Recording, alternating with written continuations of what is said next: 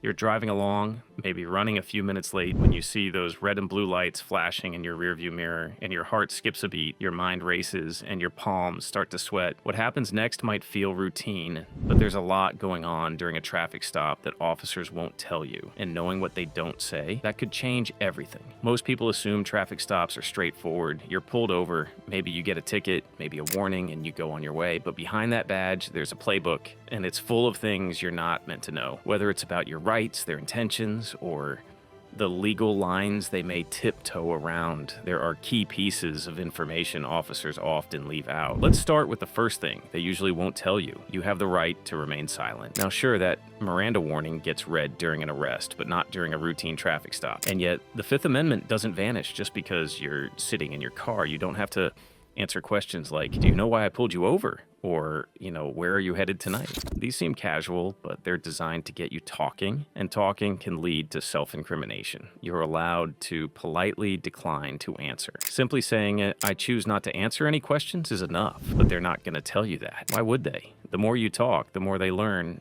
and possibly the more they can use against you. Second, you don't have to consent to a search. This is a big one. If an officer asks, mind if I take a look in your car? It's often phrased casually, like no big deal. But if they're asking, that usually means they don't have legal grounds to search without your permission. And if you say yes, you've just waived your Fourth Amendment rights. Unless they have probable cause or a warrant, or they see something in plain view that gives them legal justification. They can't search without your okay, but they're not gonna spell that out for you. Why would they make it easier for you to say no? And here's a twist. If you say no, it might escalate the situation. Now that's a sad truth, but legally, your refusal can't be used as justification to search you, and yet many people consent simply because they feel intimidated or unsure. Police know this, and the phrasing of the question is often crafted to catch you off guard. Third, you're being recorded, but you might not know it. Body cameras, dash cams,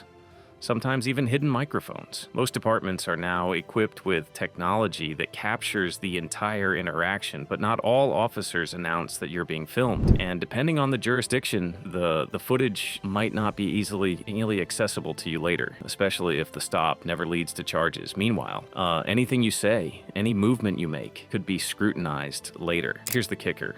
In some states, if you try to record them, they might try to intimidate you out of it, despite clear rulings from federal courts that citizens have the right to film public officials in public spaces. As long as you're not interfering, recording police is your legal right.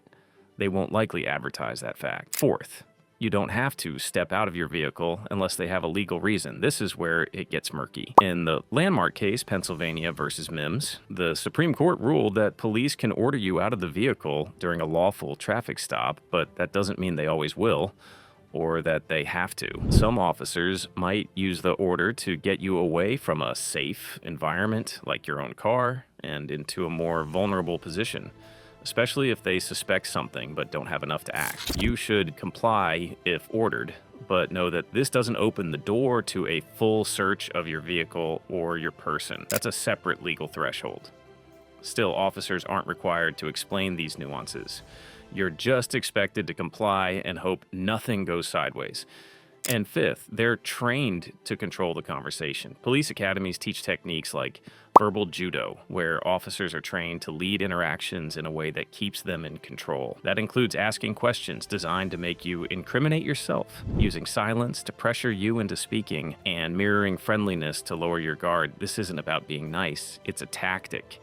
They may say, help me out here, or just be honest with me. But make no mistake, this isn't your friend talking.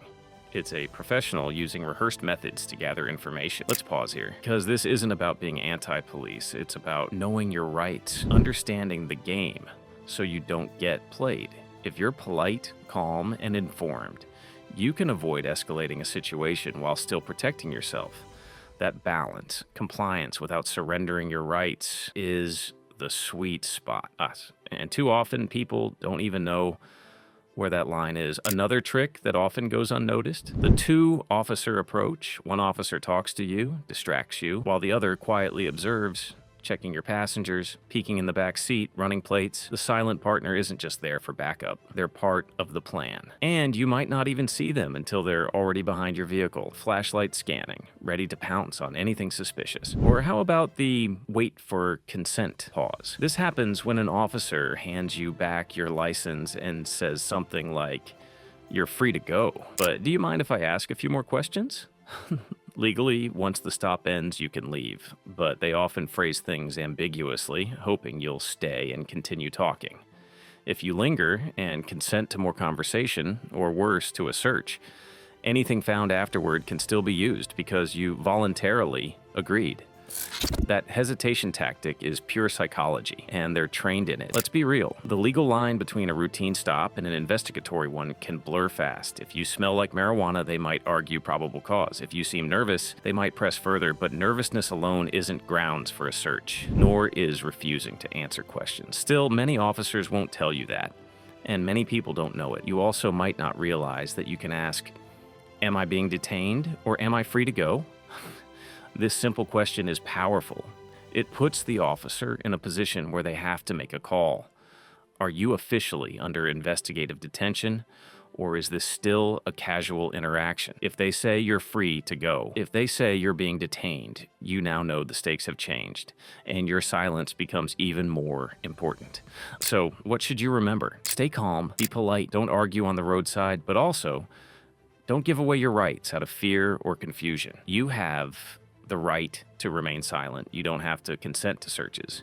You can record the interaction. You can ask if you're being detained, and you're not obligated to answer every question tossed your way. Traffic stops are one of the most common ways people interact with the justice system. They can be mundane, or they can spiral into life-altering moments. Knowing what the officer won't tell you is the key to making it out of that situation informed, empowered, and safe. And if you found this breakdown helpful, we've got more content like this diving into your rights, courtroom strategies, and legal hacks the system would rather you not know. Stick around, subscribe to Due Process Daily, and make sure you're never the least informed person in the room or on the roadside. For information purposes only, not legal advice.